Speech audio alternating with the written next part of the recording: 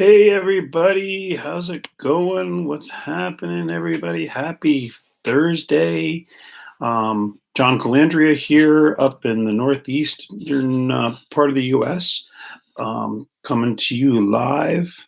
A few days away from spring. We're starting to see some beautiful spring weather, um, especially 45, sunny, and blue sky. And yes, that's pretty good weather for us right now. So, just wanted to come on and talk to you guys today. It was on yesterday talking about that lovely outage, the Facebook outage and Instagram outages, and how everybody dealt with that. So, just wanted to talk about the five things that I came to realize yesterday and this morning as I got reflecting back on that outage yesterday and what happened and how to work with it, around it, things like that. And just wanted to talk about some business ideas. So the concept here is that, how many of you, obviously you're watching this, so you've got a YouTube account, but how many of you that rely on the internet and social media for your businesses or for growing your network or whatever the case may be, have all your eggs in one basket? You have, Facebook, and you say, well, I have two platforms I use. I use Facebook and Instagram. Well, guess what, gang? They're the same. They're the same company. They're owned by the same folks. WhatsApp, Messenger, Facebook, Instagram TV, stories, all the stuff that you're relying on to do business or to reach your network, as an entrepreneur, really, suddenly disappeared yesterday. I think Messenger was working, but it wasn't working great because so many people had to turn to it. So I just wanted to share with you guys today a little bit about the five things that I came to realize while I was thinking about what was going on yesterday, and thinking about it this morning as I did one of my Facebook lives and even an Instagram live. So the first thing is, what would happen to you if you actually got shut down? If your page, you had a Facebook profile or a Facebook public, figures page, or YouTube or an Instagram account, or even a YouTube account, and something happened in some terms violation, or somebody filed a complaint for unfounded complaint against you, and boom, your account got shut down. There's no way to argue that. There's no way to really get it back.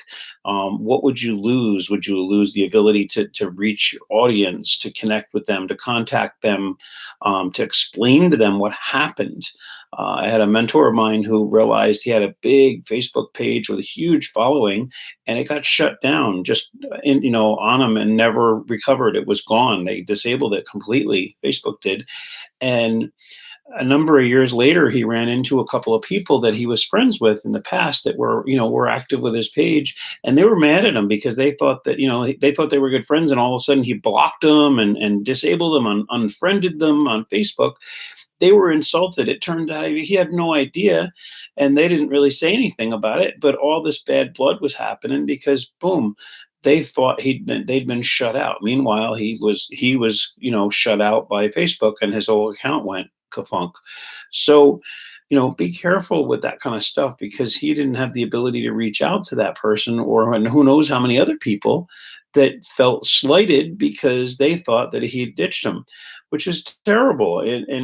But people are so quick to think negative and not check up on it. But that's kind of our responsibility. If you want to grow a network of followers and friends and business partners and things like that, it's our job. It's not their job to follow up and make sure that things are good, and have multiple ways to get a hold of people. People talk about, you see there's a trillion videos on here about email is dead, email is not dead, whatever. You know what? Yesterday, having email lists was a beautiful thing because you could reach out to people. I know a person I work with a lot started a huge 14-day challenge yesterday, that's based around live video on Facebook and Instagram lives. And guess what?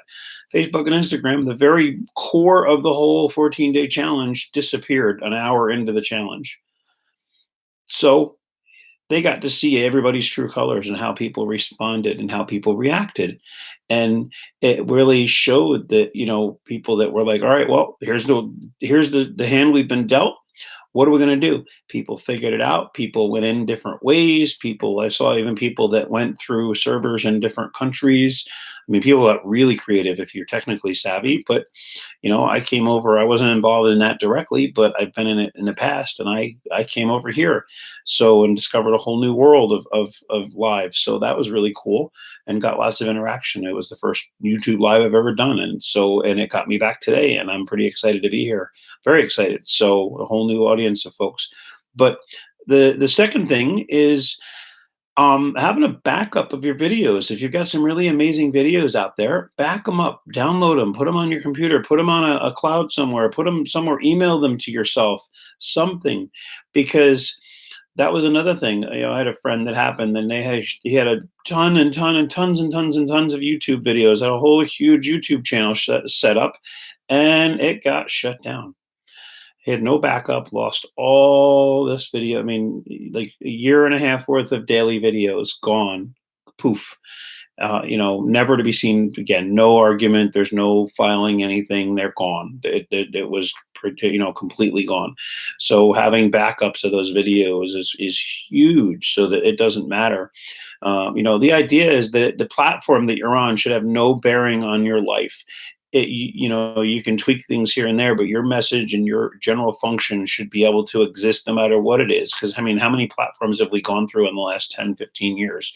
Okay, everybody remember being friends with Tom from MySpace. Okay, and that was the newest, greatest, latest thing. It was huge. Everybody was doing it, and now it's this giant dead mall of empty pages and a sad little lonely place.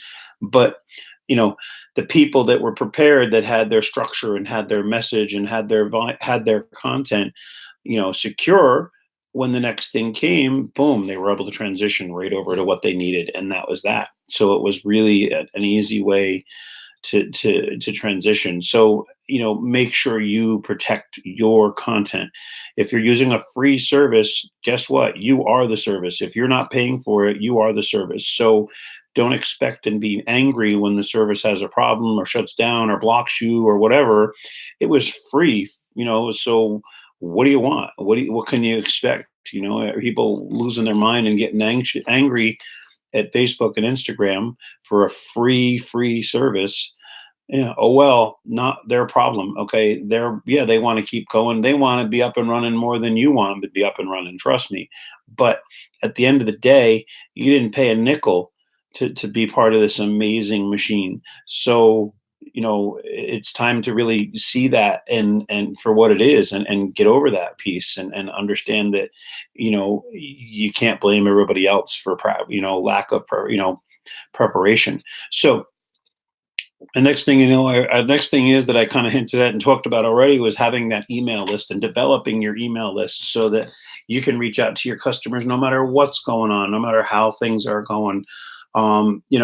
Yeah, okay, you communicate with people through live video. That's great. You know what? There's days when I'm working and doing other stuff, and I'm on the road, or I'm traveling, or I'm flying, and I don't have time to sit and watch live videos, even though I love to, and it's something that's a staple of my day usually. But there's days that I just don't have time to do it. So if I get an email from somebody that I'm interested in follow, and things like that, on those days, at least I can be kept in the loop, and I can get an idea of what's going on.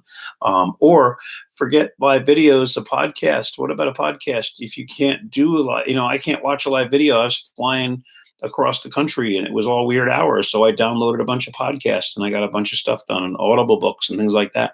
So how can you put your content and make it available to people? So it's not just email lists, but how can you rethink the way you distribute your information, your knowledge, your content, your value, whatever you want to call it, so that people can take it with them. If they don't have internet service, what happens if the cell service goes down? I always have some, Audible books. I have podcasts that I go through and download, and I don't necessarily listen to because I don't have time, but there's times when I don't have internet or something along those lines, and I want something I can consume. So that's another thing to think about. Getting phone numbers. If you're collecting people's email, get a phone number. Get so you can get a hold of somebody. You could text to message them out. You could group text them. You could do whatever. And again, I'm not saying that these are things you have to use all the time, but suddenly, boom, your whole platform blows up. Your server explodes, and your website stops working.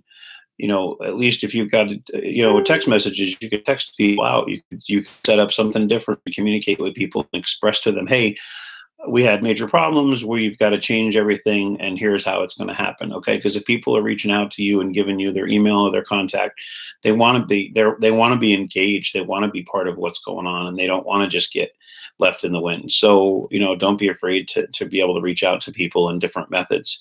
Um, and I said the fifth thing I was talking about is just having different platforms, having different methods of getting your reach out there, not only to grow your reach and to grow your audience, but also to have alternate plans and encourage your audience to use different platforms. You're not going to move people from one platform to another, but maybe the shakeup yesterday is enough to wake people up and realize that, hey, it's worth investing in some new platforms, time wise, to really not be left out of the loop. Okay, there's plenty of different social media platforms. There's MeWe. There's said Snapchat. There's just LinkedIn. You name it, they're endless. I'm sure that there's tons of them I'm not even aware of. And then you start getting around the world. There's lots of other apps out there, I know for sure. So having some alternates, having some backups, if you've got a team of people, and having the ability to communicate with that team. If you just relied on a Facebook group, you're done. You're out of the, you're bobbing in the middle of the ocean with no ability to communicate with your team. What if you're working, you've got a team of people that you work with, and you have no way to get a hold of them. You have no way to disseminate messages and information out to them because you didn't bother to have some backup plans. So that's my thing for today. I really hope that yesterday, and I hope this video really made you think and got you thinking about what possible things are out there and what's going on in the world of social media and entrepreneurial, stuff, to make sure that you protect you. Nobody's looking out for you but you. All right. We're all trying to share value, but at the end of the day, unless you do something about it, it's not going to get fixed. You're going to be vulnerable to all this stuff. So remember, proper planning prevents poor performance. And that's really the big wake up call. I hope a lot of the people got yesterday that, they're really as vulnerable as something, in the middle of the week, boom, out of nowhere. So get rid of your vulnerability as far as, your business goes. Be vulnerable for people and express to them what's going on in your life, but don't make your business vulnerable because you didn't feel necessary to learn a different platform or some other backup plan. So with that, folks, thanks for coming in. Thanks for watching. I appreciate all of you. Have an amazing day and an awesome weekend, and spring is right around the corner. All right. Bye-bye for now.